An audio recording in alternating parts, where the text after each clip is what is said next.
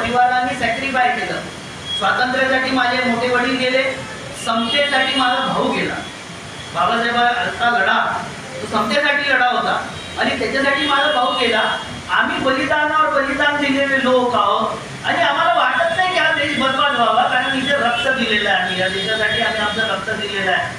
ज्या लोकांनी कधी वोट स्वतःचं कापून घेतलं नाही ते लोक आम्हाला देशभक्तीची सांगतात. देशभक्ती कशी